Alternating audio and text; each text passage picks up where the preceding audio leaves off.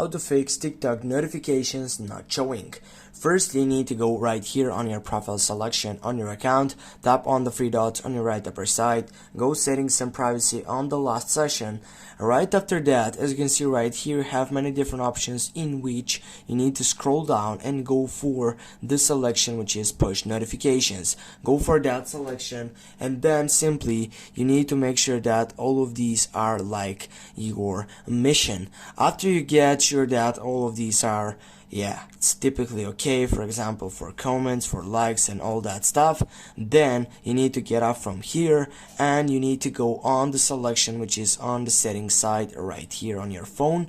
Then go on that TikTok side selection, scroll down, go for notifications, and after you get there, take that refresh, turn off that notifications, then turn it on back, and then also you can reinstall the application from your Google Play Store and then take it back.